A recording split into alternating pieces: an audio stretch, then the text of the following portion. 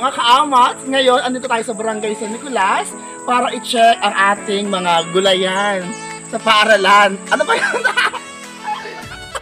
Good morning, it's me, Es, ang inyong kaamats na lagi may topa, ganun. For today's video, ang gagawin natin ay bibisitahin natin yung mga bahay dito sa Barangay San Nicolas para i-check, i-monitor ang kanilang gulayan sa bakuran. So halina po kayo at samahan nyo ako kasama sina Sir Aaron at si Ma'am Tess. So let's go!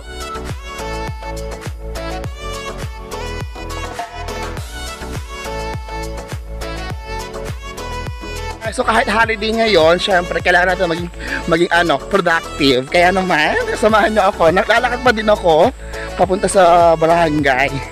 So maputi, masikip, marumi, Maricel Soriano, gano'n.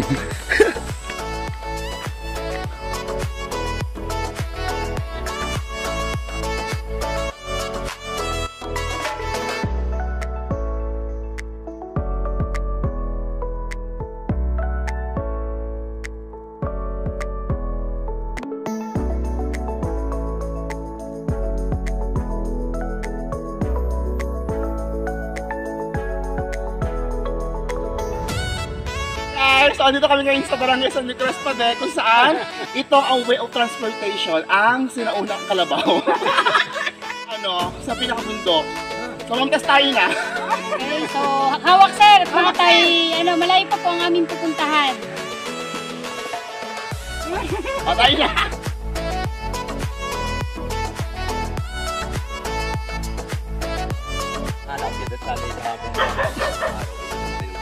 Ay, tabo ang yan.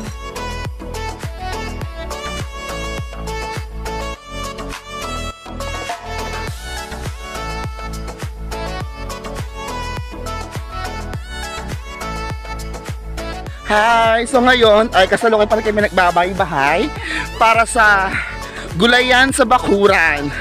At sobrang putik pala dito. Ayan, look on, nakahawak ko na yung tsinelas ko.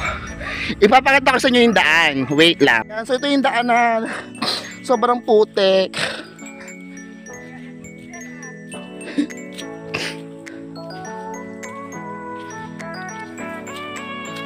Di ba dito ako dumala sa putik?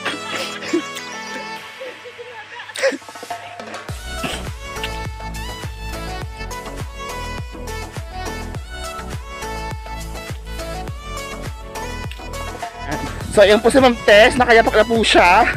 Ma'am Tess, ba't ba kayo nang tanggal ng tsinelas? Baka putik po sir kailangan ay para po sa ekonomiya. Tayo, kamay. Saan po ba dito? Sige sir. May daan po dito? Dati may tanig itong kamay. Wow. Dito po ba may ilog? Ito, dito baba. Maganda pa dito.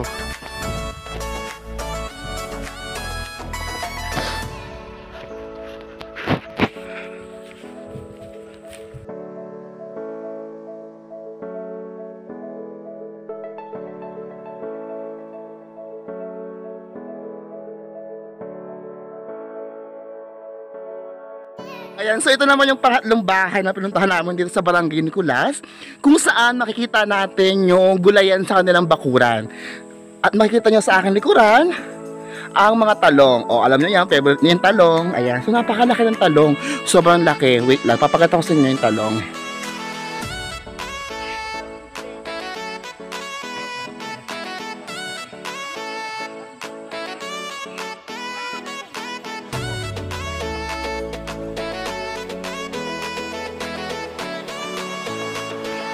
Hi mga ka-amats, so still ongoing pa rin po ang ating pagbisita sa bawat bahay dito sa Barangay San Nicolas, kung saan makikita natin yung kanilang bakuran, ang gulayan sa bakuran.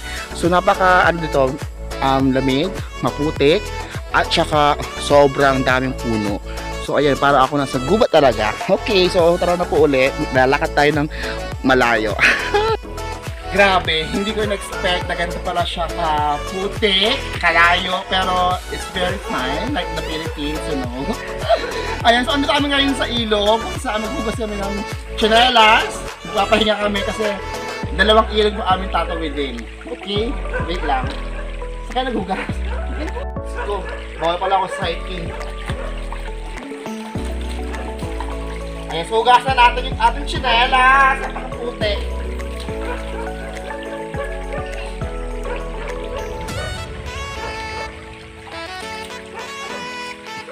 Okay na to? Sir, iwanan mo na. Tinatanggal mo.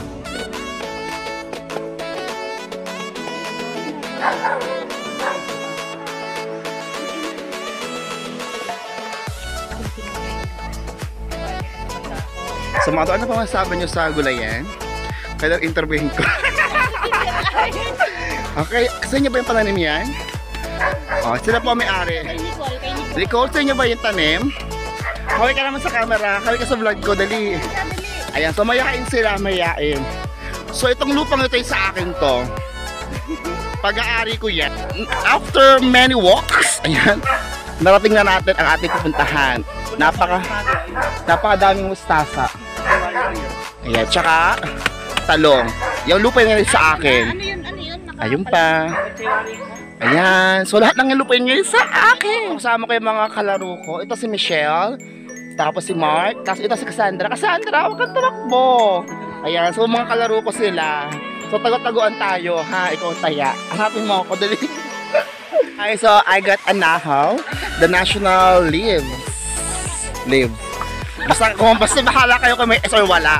Basta national, basta pambansang dahon ng Pilipinas, anahaw. At ito din ang karaniwang ginagawang National leave. Leave.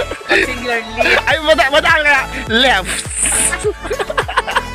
Ayan, so ito yung ginagawa namin ginagawa namin tong pandong dito sa bukid.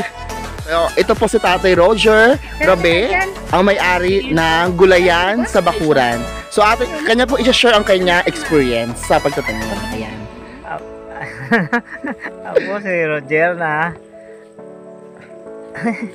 Sa Nicolas po. sa Nicolas may gulay sa taniman sa Bakuran. So, paano nyo po yan inalagaan? Question answer. Ayan. ay binakalaan yung sa sa may punlado sa yung Sa lupa po. lupa. Ayan. So, nahiya po si Powder. Ayan. So ano po, mahirap po ba ang pagtatanim?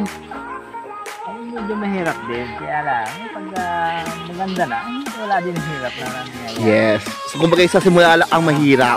Kanyang lupa, mahirap yan. Yan, okay. Pero pagtatanim na, nadyan na, maganda na. Yan, okay. So, magkano po ba ang pwede kitain dyan? Sa estimate nyo lang po, mga magkano? Mga 500? Depende po, depende. Depende sa harvest. Okay. Hindi na, kukuha. Pag naman na magandang harvest, ay yung sa 500, pwede mo nakakuha dyan sa 500 ang harvestan. Okay po. Sige po, salamat po. So ngayon magtanim na kayo sa inyong bakuran para gumaya kayo kay tatay, meron siyang income, di ba? So, thank you. Hi, so dito na kami ngayon sa sa labasan, sa meeting place namin, kasama ng kagawad.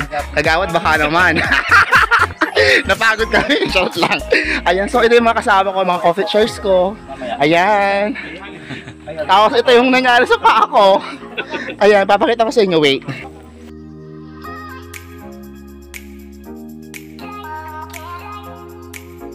Ayun na nga guys, nakarating na kami dito sa labasan.